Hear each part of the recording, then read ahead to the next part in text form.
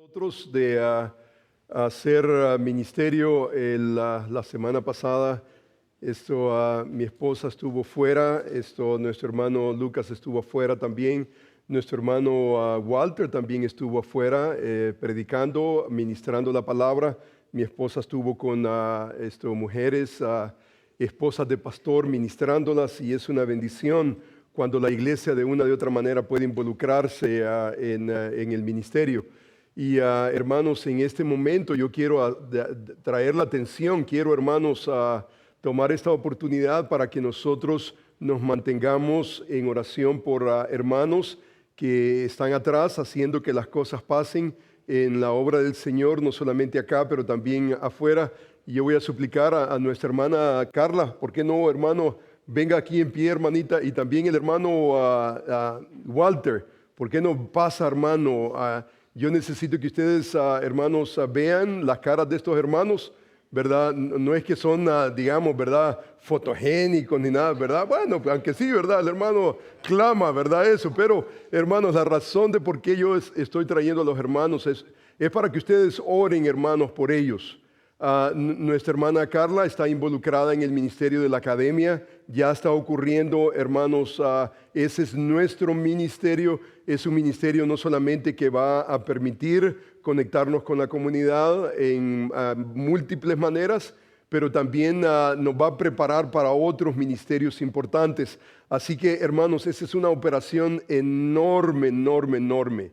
Ya vamos por el segundo mes y, hermana, es enorme, ¿no es cierto?, el ministerio. Es increíble. Así que yo suplico, hermanos, que ustedes se mantengan en oración por nuestra hermana Carla y nuestro hermano Walter Silva. Nuestro hermano está básicamente encargado del ministerio. Hermanos, es una nueva iglesia, nueva obra. Estamos en Canoga Park y, hermanos, ya las cosas están sucediendo, están pasando. El día de hoy tenemos una reunión con nuestro hermano. Vamos a profundizar en asuntos que debemos de tener bien al día. Y hermanos, oren por nuestros hermanos. Les suplico, hermanos, cuando usted piense oración, el martes vamos a hacer ayuno y oración. Hermanos, manténgase en oración por estos hombres que, hermanos, de alguna manera, hombres, mujeres, están haciendo esa obra del ministerio, están haciendo que las cosas sucedan. Hay sacrificio en la obra del Señor, no hay duda, pero hermanos, no hay manera de poder hacer la obra de otra manera, sino con ese sacrificio. Así que yo voy a suplicar, hermanos, que ustedes inclinen sus rostros. Yo deseo orar por nuestros hermanos. Oremos al Señor. Amantísimo Padre, Señor, yo quiero darte las gracias, Señor, por la vida de nuestros hermanos. Señor, yo vengo delante de tu presencia, Señor, a interceder por la vida de cada uno de ellos, Señor. A ministerios, Señor, tal vez distintos, tal vez énfasis diferentes, pero, Señor, es tu reino. Y, Señor, quiero darte las gracias, Padre, porque has puesto en sus corazones, Señor, el deseo de sacrificarse, Señor, por tu obra. Señor, sabemos que esto no es de todos, pero es de algunos. Algunos van a poner un pie hacia adelante para que las cosas pasen. Y yo vengo en este momento en el nombre de Jesús a suplicar, Padre bendito, por la vida de cada uno de mis hermanos, para que tú atiendas su corazón, Señor, que tú puedas, Señor, ponerles a ellos visión, una visión santa, una visión, Padre bendito, divina, para que, Señor, podamos, Señor, sacrificarnos y hacerlo, Señor, con gozo. Señora, mucho todavía, en cada ministerio aquí representado, hay tanto que necesitamos ordenar, no hay duda, pero ese es el proceso. Queremos hacer la obra del ministerio bien, para el honor y la gloria tuya. Y yo suplico, mi Señor, de que tú tomes a nuestros hermanos y que tú, Señor, les bendigas ricamente y que todos y cada uno de nosotros podamos ser parte, de una de otra manera, ser parte de lo que tú estás haciendo a través de estos ministerios. Yo te bendigo, te glorifico en el nombre de Jesús, Señor, y para tu gloria. Amén. Bendiciones, hermano. Gracias, hermano. Te bendigo. Gracias. Hermanos, vamos a abrir la palabra del Señor. Voy a suplicar que abran sus Biblias al libro de los Hechos, capítulo 16. Vamos al libro de los Hechos, capítulo 16. El tiempo está limitado, hermanos, pero vamos a tratar la manera de entrar al capítulo 16. Si usted tiene su Biblia, voy a suplicar que la abra al capítulo 16, versículos 16 al 24. Estamos regresando a esta porción, segunda ocasión, y hermanos, es importante que nosotros entendamos que la obra del Señor, si deseamos hacer la obra del Señor, tal vez otras cosas no tendrán esa naturaleza, pero si estamos interesados en hacer la obra del Señor, va a haber oposición, va a haber persecución en momentos. No estamos interesados, no estamos sedientos de sufrir innecesariamente. No queremos eso. No somos masoquistas, no andamos buscando el dolor solamente por dolor. Estamos interesados en hacer la obra del Señor, extender su reino, y si eso significa oposición y eso significa persecución, pues let it be, ¿no es cierto? Que sea. No estamos nosotros pensando hacer la obra de Dios y el mundo entero me va a aplaudir y el mundo entero va a reverenciar. No, absolutamente. La realidad, hermanos, es que en momentos van a haber situaciones en que vamos a hacer la obra de Dios y entonces vamos realmente a experimentar situaciones que realmente nosotros no las anticipamos, no las quisimos nunca las percibimos, nunca pensamos, voy a hacer esto para sufrir. No, si usted está pensando en esos términos, arrepiéntase, porque allí en eso no hay absolutamente ninguna virtud. No hay ninguna virtud en sufrir innecesariamente. Pero es importante, hermanos, que entendamos que la vida cristiana, especialmente el ministerio cristiano, vamos a encontrar altos, bajos, vamos a encontrar momentos cuando realmente todo va bien, pero van a haber momentos en que la situación se va a deletrear, en que no todo realmente está bien. Y este pasaje específicamente nos habla de esos bajones en la vida cristiana, esos momentos en que decimos nosotros, wow, ¿qué es esto? Yo no me apunté para esto, pero esa es la realidad en la vida cristiana y específicamente en el ministerio. Esa es una realidad. Vamos a leer, hermanos, este pasaje de la Escritura y vamos a crecer en esa porción, el capítulo 16 del libro de los Hechos, comenzando con el versículo 16. Dice así la palabra del Señor. Aconteció que mientras íbamos a la oración, nos salió al encuentro una muchacha que tenía espíritu de adivinación, la cual daba gran ganancia a sus amos adivinando. Esta, siguiendo a Pablo y a nosotros, daba voces diciendo: estos hombres son siervos del Dios Altísimo, quienes os anuncian el camino de salvación. Y esto lo hacía por muchos días. Mas desagradando a Pablo, éste se volvió y dijo al espíritu: te mando en el nombre de Jesucristo que salgas de ella. Y salió en aquella misma hora. Ese fue el mensaje de la semana pasada, antepasada. Versículo 19 dice: pero viendo sus amos que había salido la esperanza de su ganancia, prendieron a Pablo y a Silas y los trajeron al foro ante las autoridades, y presentándolos a los magistrados, dijeron: estos hombres, siendo judíos, alborotan nuestra ciudad y enseñan costumbres que no nos es lícito recibir ni hacer, pues somos romanos. Este es un disparate a la luz del contexto. Versículo 22 dice: y se agolpó el pueblo contra ellos, y los magistrados, rasgándoles las ropas, ordenaron azotarles con varas. Después de haberles azotado mucho, los echaron en la cárcel, mandando al carcelero que lo guardase con seguridad, el cual, recibiendo este mandato, les metió en el calabozo de más adentro y les aseguró los pies en el cepo. Amantísimo Padre, gracias por la lectura de tu palabra. Señor, tu palabra tiene poder para sobreedificar a tu pueblo. Y estamos viniendo a ella, Señor, con mucha reverencia.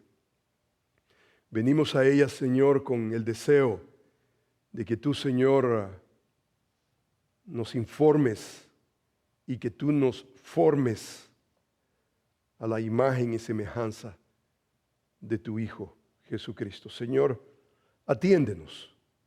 Danos, Señor, perspectivas bíblicas, apropiadas, divinas, para vivir, Señor, no solamente nuestra vida cristiana, pero vivir, Señor, el ministerio con honra y gloria delante de ti. Señor, yo te bendigo, te glorifico. Te doy honra en el nombre de Jesús, Señor. Amén.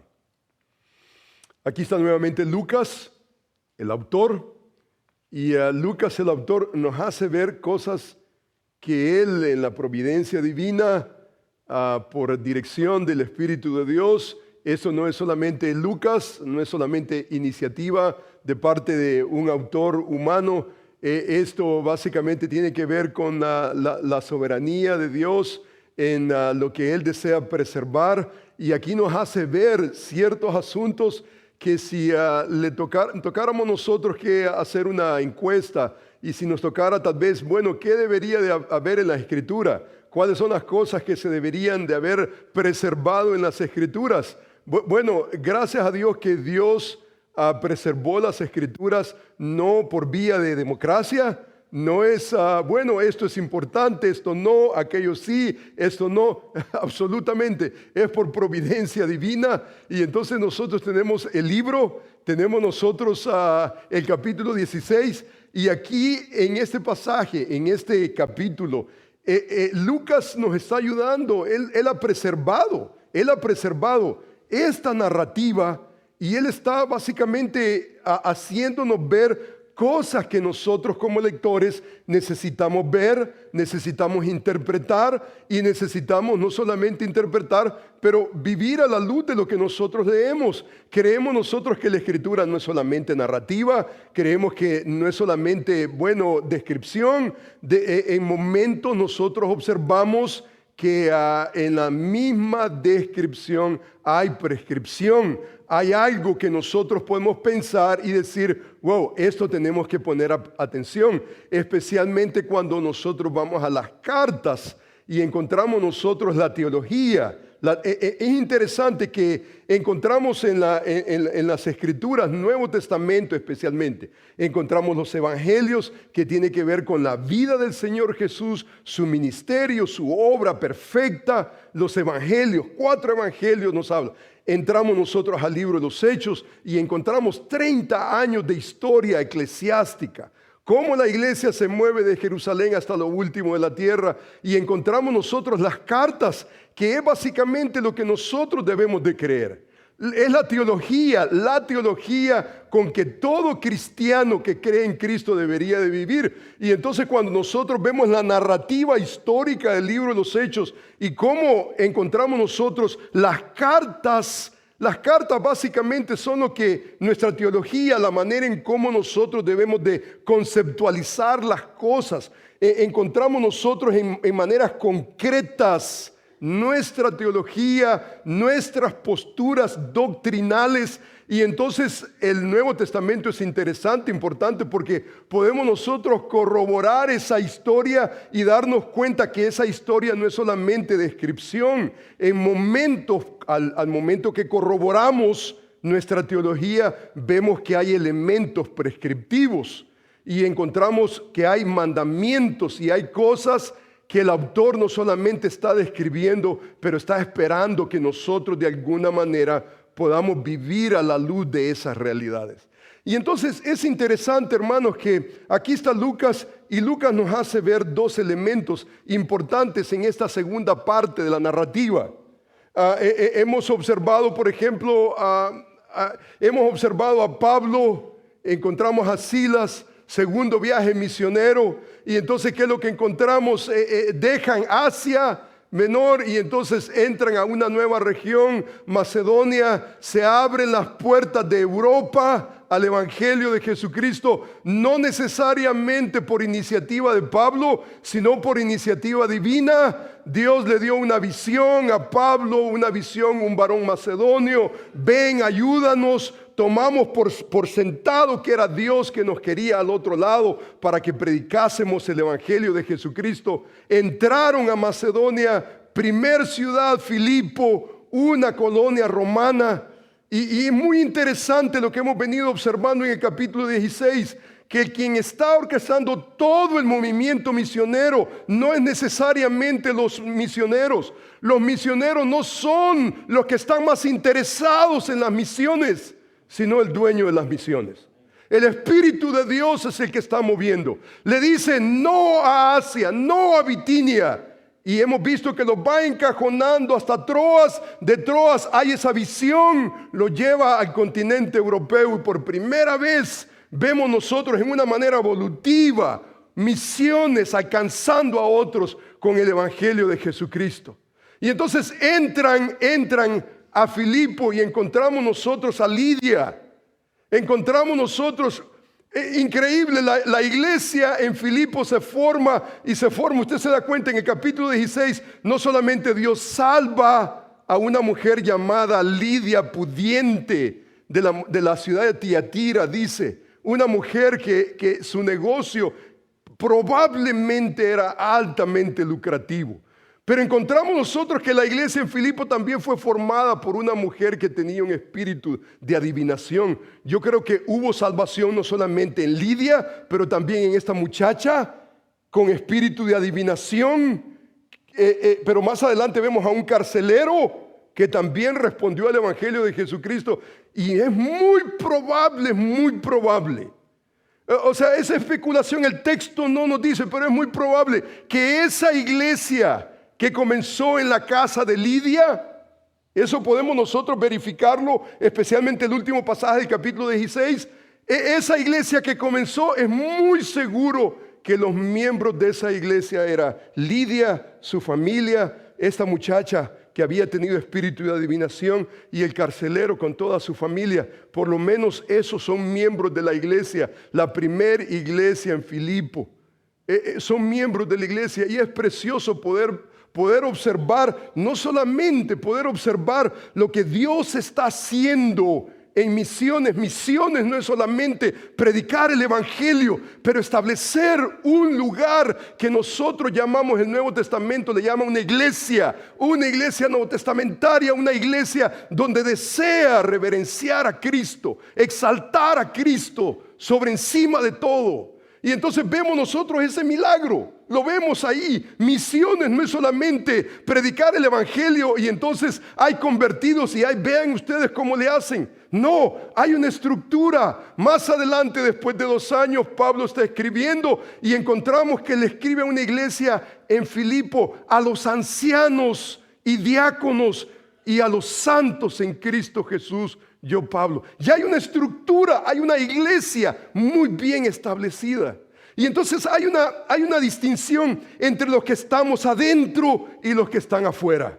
Y los que están afuera son pero muy diferentes a los que están adentro en el sentido de nuestros motivos y las cosas que nosotros hacemos. Y entonces es muy interesante que Lucas nos hace ver un evento de los que están afuera y de los que están adentro. Muy interesante. Yo me pregunto por qué Lucas se toma el tiempo para describirnos a estos tipos. Por ejemplo, viendo sus amos que había salido la esperanza de su ganancia. Usted se da cuenta que invierte tiempo haciéndonos ver eso. Y la pregunta es ¿por qué? Lo hace con el propósito que nosotros podamos ver lo que nosotros debemos de ser. Porque aquí hay un contraste, hay dos ideas muy importantes. Lucas básicamente nos hace ver en este pasaje una motivación muy, pero muy ruin que se llama codicia de los malvados que no tienen ninguna comunión con Dios, que no están interesados en reverenciar el nombre del Señor. Pero encontramos también una motivación muy digna, que esa es la que creo yo que Lucas está buscando. Es la que nosotros debemos de asemejar, es lo que necesitamos nosotros buscar. No solamente ver lo que no es, lo que no debería de ser, pero lo que debería de ser, lo que debería de marcarnos a nosotros como hijos de Dios, lo que debería de marcar nuestra vida como ministros del Señor. Esto debería de marcarnos. Esto debería de ser para nosotros. Si usted observa, por ejemplo, encontramos nosotros a esta muchacha con espíritu de adivinación. La última semana estuvimos nosotros viendo los detalles. Python, un espíritu de Python, un espíritu básicamente diabólico de adivinación, y dice que le daba ganancia. El texto dice que le daba ganancia. Es más, dice el versículo 19, pero viendo sus amos que había salido la esperanza, dice, de su ganancia, prendieron a Pablo y a Silas y los trajeron, dice, ante el foro. Aquí hay 3 acusaciones increíbles, pero antes de entrar a estas acusaciones, es muy importante que nosotros entendamos lo que está ocurriendo en este pasaje, en todo este entorno. Dice el versículo bíblico que esto lo hacía, dice ella, por muchos días. La que tenía espíritu de adivinación desagradó a Pablo. Dice, se volvió y le dijo al espíritu, te mando en el nombre de Jesucristo que salgas, dice de ella, y dice que salió en aquella misma hora. Muy interesante, dice la Escritura, que esto lo hacía por muchos días, desagradó a Pablo. Y mi pregunta es ¿por qué el apóstol Pablo se esperó por tantos días? Dice la Escritura que pasaron muchos días. Y usted se hace la pregunta, ¿por qué? ¿Por qué no de momento? ¿Por qué no al discernir que esta muchacha tenía espíritu de adivinación? Usted se da cuenta que lo que la mujer decía, todo lo que decía era verdad, sin excepción. No hay una excepción.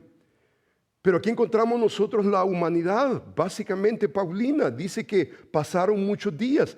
Al final de los días desagradó a Pablo. Y dice que está volviéndose, le dijo al espíritu, te mando en el nombre de Jesucristo, que salgas de ella. Dice en el nombre de Jesucristo. Y dice el versículo que salió en aquella misma hora, pero viendo sus amos que había salido la esperanza de su ganancia, dice que prendieron a Pablo, a Silas, los trajeron al foro ante las autoridades y no les dieron ni siquiera oportunidad de explicar absolutamente nada. Pero aquí encontramos nosotros, y mi pregunta es, ¿por qué Lucas nos hace ver la intención de estos malvados? Usted se da cuenta que dice la Escritura que salió en aquella misma hora el espíritu, y saliendo de esa misma hora, dice la Escritura que también salió la ganancia de ellos.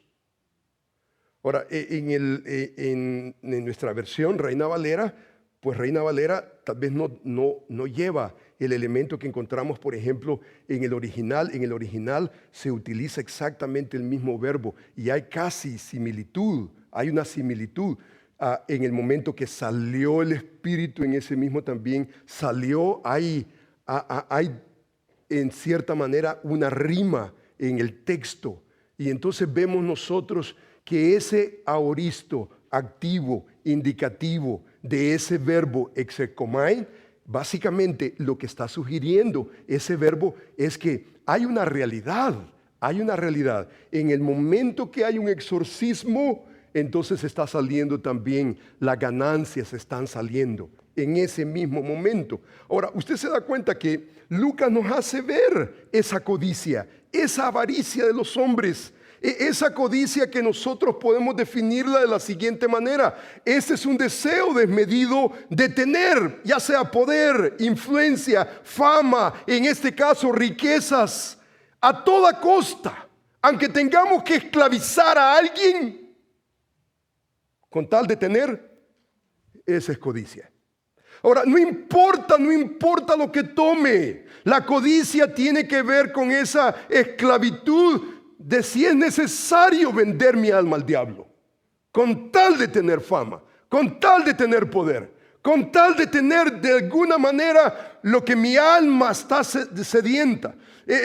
La codicia básicamente tiene que ver con ese deseo desmedido, esa sed. Yo quiero más y más no es suficiente. ¿En qué mente? Imagínese usted, ¿cómo podemos nosotros percibir que usted va a esclavizar a alguien con tal de que usted pueda estar en grandeza, en ganancia, con fama, con nombre, pero en el proceso nosotros estamos esclavizando a otros? La codicia básicamente es eso. La codicia básicamente es perder toda reseña de moralidad, de legalidad, perder todo con el fin de obtener más, el afán de tener más. Lucas nos hace ver eso en los inconversos. Ahora, nosotros podemos pensar y decir, esto es en los inconversos, pero en la iglesia eso no pasa. Hermanos, pasa más de lo que nosotros pudiéramos pensar. Muchos usan el poder para controlar la voluntad de incautos, con tal de engrandecerse ellos mismos y tener un nombre mayor. La codicia tiene muchas formas. Cuando el Señor Jesús dice, cuidaos de toda forma de avaricia, la avaricia tiene muchas formas. Y la avaricia se manifiesta de muchas maneras. Y en este caso se está manifestando.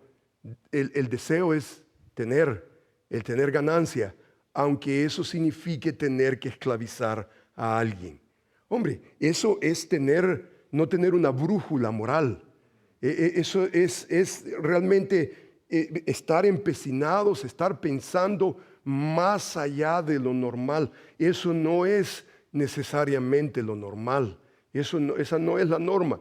Tiene que haber realmente un defecto de carácter moral para que nosotros dejemos toda forma de moralidad y básicamente llegar a un momento. Imagínense, estos hombres tenían a esta mujer como esclava con tal de engrandecerse ellos mismos, aunque eso significara una miseria para la vida de esta muchacha.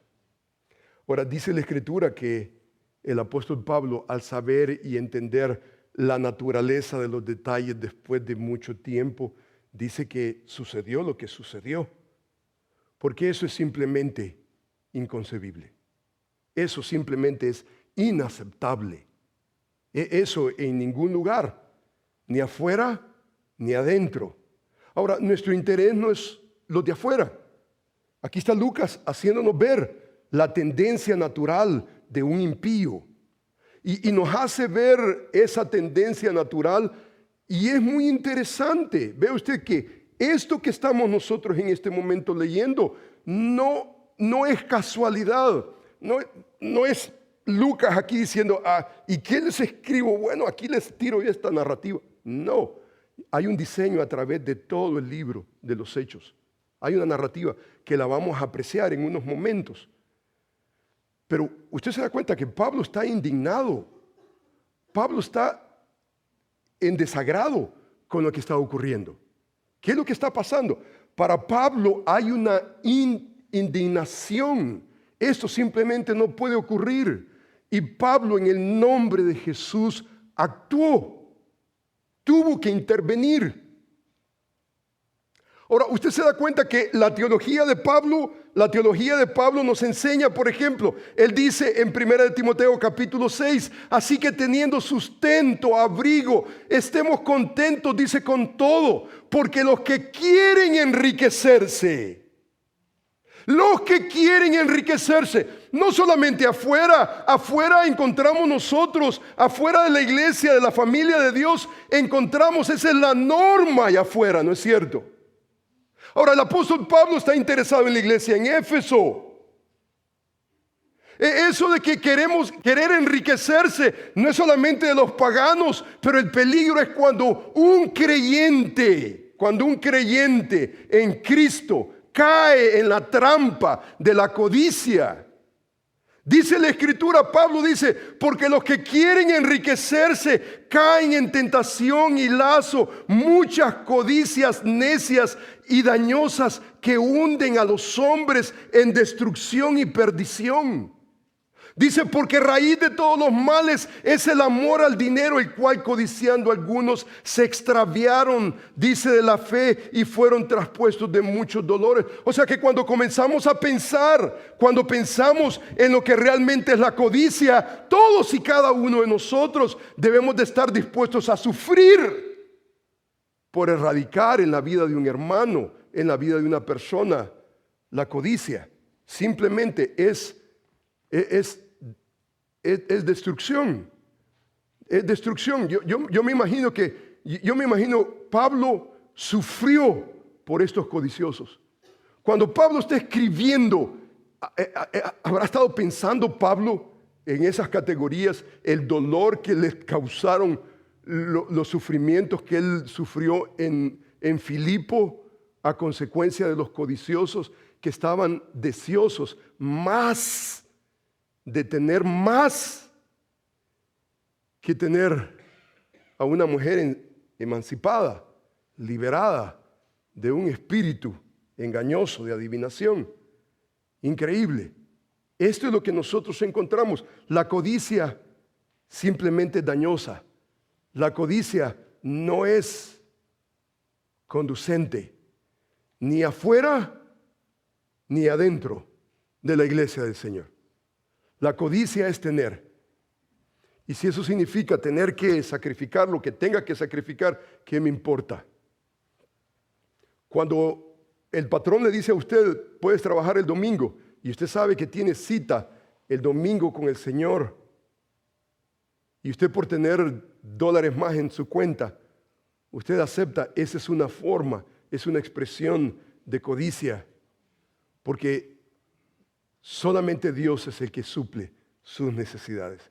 No es su trabajo. No es lo que usted, su ingenio. Solamente el Señor. Y usted y yo necesitamos aprender a tener contentamiento, teniendo sustento y abrigo. Estemos contentos. Nuestra invitación es el contentamiento. Que aunque sea tal vez no tengo lo que quisiera tener, pero los que quieren enriquecerse caen en tentación, lazo, codicias necias, dañosas. ¿Y sabe lo que hace eso? Hunden a los hombres. Estos hombres están hundidos en destrucción, en perdición. No queremos eso. Queremos rehusar y queremos estar en contra de toda forma de codicia y de avaricia. Y entonces una de las cosas que usted observa, hermanos, es, usted lee el libro de los Hechos y usted dice, ¿qué es lo que está haciendo Lucas en esta porción de la Escritura? ¿Por qué nos está describiendo la actitud de los perversos? ¿Por qué? ¿Qué es lo que está haciendo Lucas a través de todo el libro en relación a la codicia y de la avaricia? Mire qué interesante. Observe usted lo que Lucas nos hace ver en el libro de los Hechos, especialmente en cuanto a ese conflicto del ministerio y de las riquezas. El ministerio y de las riquezas. Mire, por ejemplo, en el capítulo 5, usted recuerda, aquí tenemos nosotros a Ananías y Zafira. Dice, un hombre llamado Ananías, Zafira vendió una heredad. Oh, esto tiene que ver con ¿qué? Finanzas. Dice que sustrajo el precio sabiendo también su mujer, trayendo solo una parte, lo puso a los pies de los apóstoles. Pedro dice que le dijo a Ananías: ¿por qué llenó Satanás? ¿Por qué llenó Satanás para que mintieses al Espíritu Santo y sustrajeses el precio de la heredad? Reteniéndola, no se te quedaba en ti vendida, no estaba en tu. ¿Por qué pusiste esto en tu corazón? No has mentido a los hombres, sino a Dios. Al oír Ananías estas palabras, cayó y expiró. Y nosotros leemos también de la esposa, que se puso al lado de su esposo en codicia. Querer tentar al Espíritu, querer lucir, buscar. El problema, yo creo, de Ananías no era necesariamente el dinero. El problema de él era la fama. Él quería entrar, y quería entrar con un nombre grande en la iglesia del Señor. Él estaba usando su propio dinero para obtener esa fama. Y usted se da cuenta, hermano, hay gente que tiene tanto, pero tanto dinero, que la codicia de ellos no es el dinero, ya lo obtuvieron todo. Pero tal vez no tienen fama, no tienen nombre. La gente no dice: wow, qué santo, este es el santo de los santos. Entonces es muy probable que Ananías quería pasar en la historia como ese santo de los santos, el Altísimo, Santísimo. Quería que la gente tal vez lo alabara. Y Lucas nos está haciendo ver: mira, tú no puedes mezclar la codicia con el ministerio. Simplemente no. No puedes. ¿Vas a servirle al Señor? No puedes. Mire, por ejemplo, la Escritura. Este es el capítulo 8. El capítulo 8, 13. También creyó, dice Simón mismo, creyó. Entre comillas, creyó. Porque eso de que creyó, usted tiene que definirlo conforme al texto. Lo mismo usted lee que creyeron muchos en el capítulo 3 del libro de Juan. Usted tiene que ver que creyeron en el contexto, cómo se usa la palabra creer en el Nuevo Testamento, especialmente en esta porción de la Escritura. Yo le pondría a ese creyó entre comillas, porque cuando usted termina el fin de la historia, se da cuenta que realmente no había creído. Había creído solamente para impresionar a la gente y tener tal vez un pie adentro de la iglesia. Dice que Simón también creyó. No solamente creyó, pero fue bautizado. Dice, estaba siempre con Felipe y viendo las señales y grandes milagros que hacía, estaba, dice, atónito, sorprendido, cuando vio Simón que por la imposición de las manos de los apóstoles se daba el Espíritu Santo. Dice que les ofreció dinero. Aquí hay, hermanos, un vínculo entre el dinero y el ministerio. Y dice que diciendo, dadme también a mí este poder para que cualquiera a quien yo impusiere las manos reciba el Espíritu Santo. Pedro le dijo, I'm not gonna mess with this. No. Pedro le dijo, tu dinero perezca contigo, porque has pensado que el don de Dios se obtiene con dinero. Not about money. Ministerio no es dinero. Y mi pregunta es, ¿por qué Lucas nos hace ver? Hay una preocupación de parte de Lucas. Ahora, hermanos, si nosotros entendemos el Evangelio según San Lucas, en esta misma vena, nos damos cuenta que constantemente Lucas está poniendo ojo. Usted ve las narrativas que él hilvana en su Evangelio, constantemente está hablando de los ricos que quieren enriquecerse. Constantemente.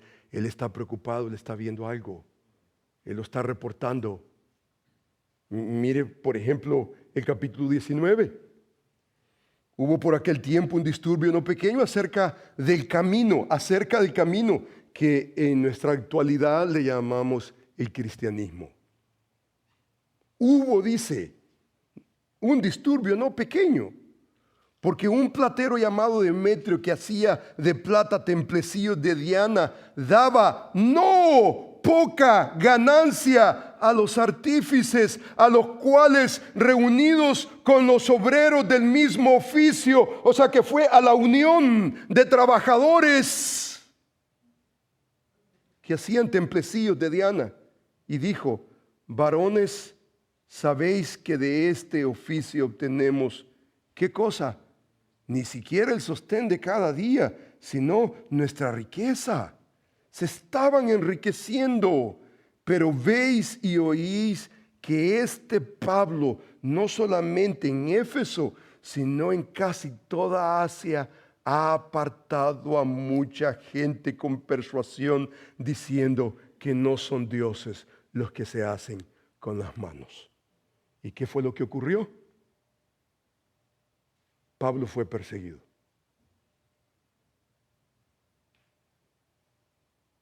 Un disturbio no pequeño acerca del cristianismo. Hermanos, esta es la realidad. La realidad es esta. Mire, por ejemplo, en el capítulo 20. Y ahora, hermanos, dice Pablo, os encomiendo a Dios y a la palabra de su gracia, que tiene poder para sobreedificarnos y darnos herencia en todos los santificados. Y mire la perspectiva, la actitud de Pablo. Ni plata, ni oro, ni vestido de nadie he codiciado. Esa es la actitud de Pablo.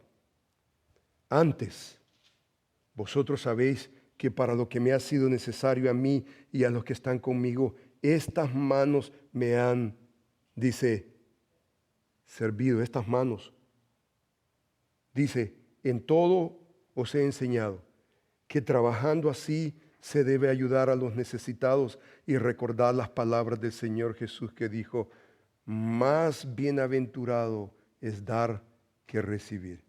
Esta es la manera de vivir. La manera de vivir no es codicia. Ahora, hermano, Pablo nunca, jamás, nunca de los nunca. Es más, lo que él enseñó en la iglesia, cross the land, en todas las iglesias, el obrero es digno de su salario. Pero aún el obrero, ¿cuál es la actitud del obrero? La actitud del obrero no es quitar. La actitud del obrero es: más bienaventurado es dar que recibir. Y eso usted lo ve constantemente. Usted se encuentra, por ejemplo, obreros miopes que dicen, me preguntan a mí: pastor, un pastor debería de diezmar, debería de dar. ¿Y en qué cabeza cabe la pregunta? Debería ser el primero. En virtud de que usted es cristiano o que usted es ministro, usted no deja de ser cristiano. Continúa siendo real. ¿Sabe a quién Pablo le está escribiendo? Capítulo 20, a los ancianos de la iglesia en Éfeso. Está hablando con ministros y a los ministros les está diciendo: más bienaventurado es dar que recibir. Usted busca oportunidades.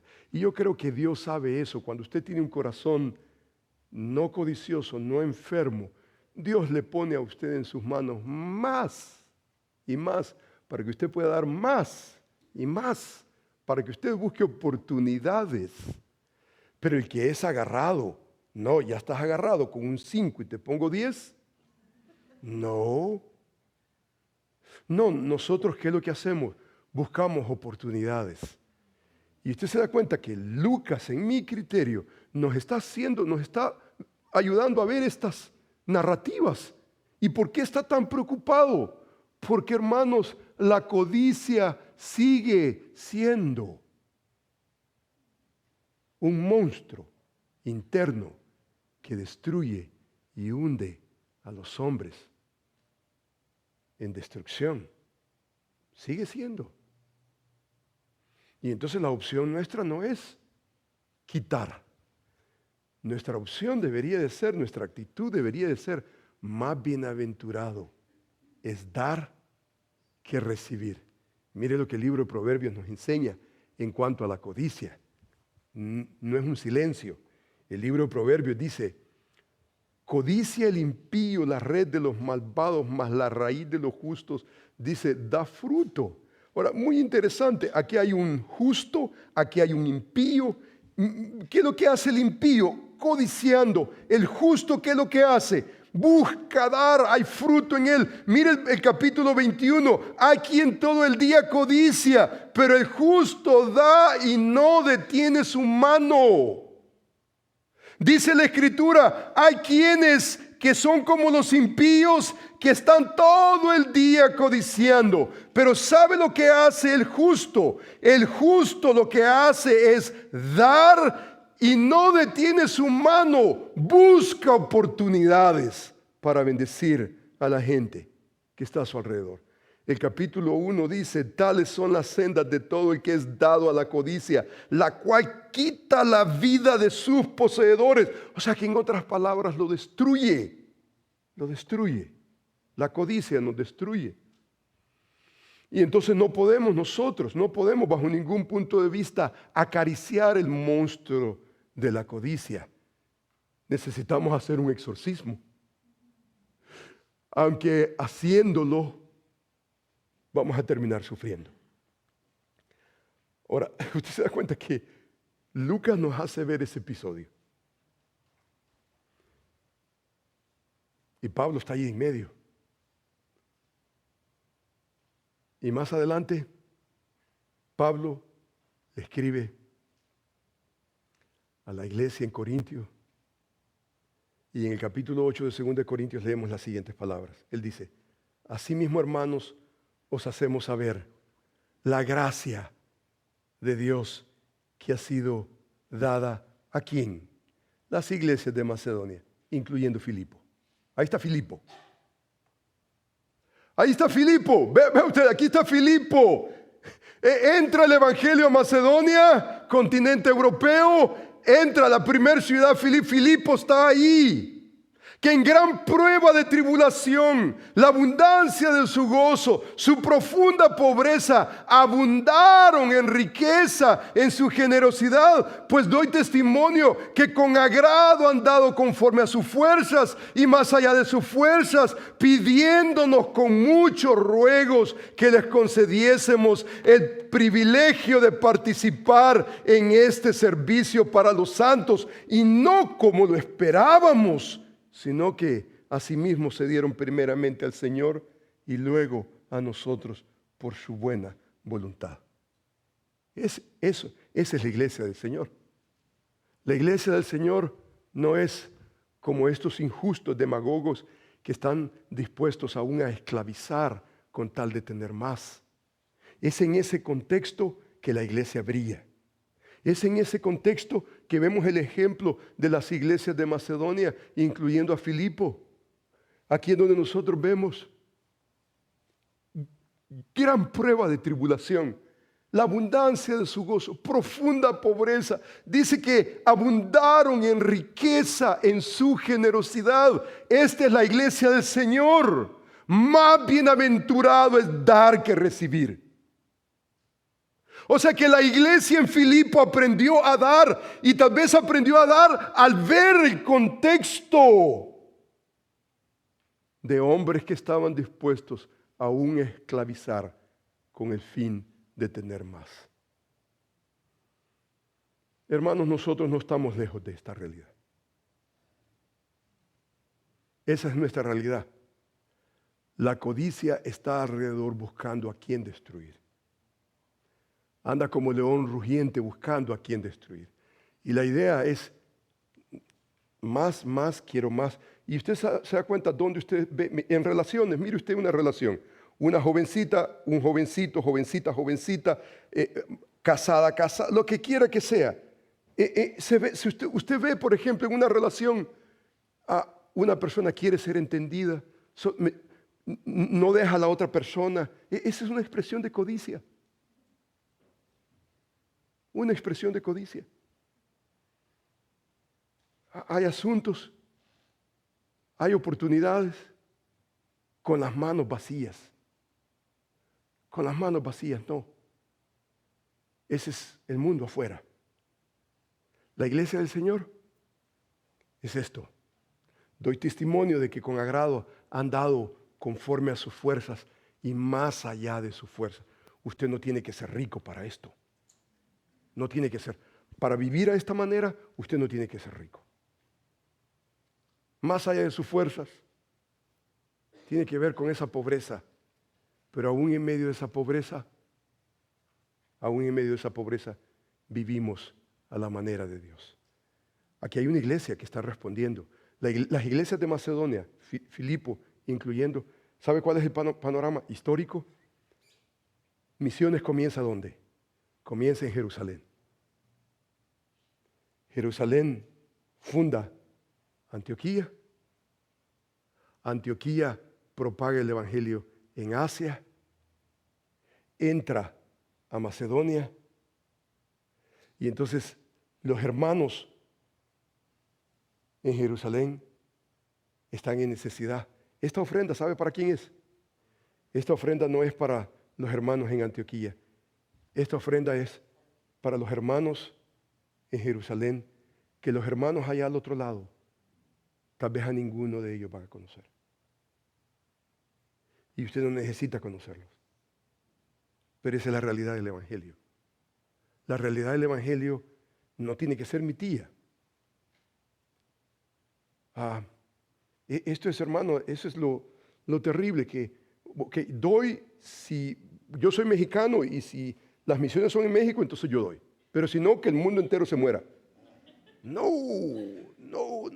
absolutamente no. Hey, ¿sabes qué? ¿Sabes una cosa?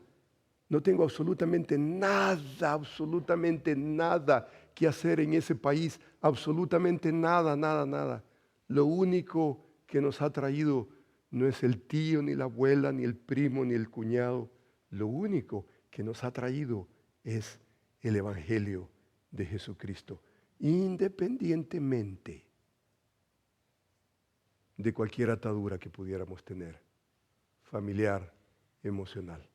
Ese es el Evangelio de Jesucristo. La iglesia en Filipo, las iglesias de Macedonia están bendiciendo a gente que tal vez van a lograr ver solamente en el cielo. Y eso es correctamente. Oremos al Señor. Amantísimo Padre, yo te bendigo. Señor, te doy gracias porque a pesar del tiempo breve que hemos tenido, hemos podido ver un monstruo llamado codicia, la avaricia, primos hermanos. Señor mío, yo te suplico que nos des, Señor, de tu gracia. Danos, Señor, de tu gracia para, Señor, vivir a tu manera. Danos, Señor, el privilegio de traer, Señor, a ti honor y gloria por lo que tú eres en todo lo que hacemos. Gracias, Señor, porque nos hace ver una narrativa que habla a nuestra alma.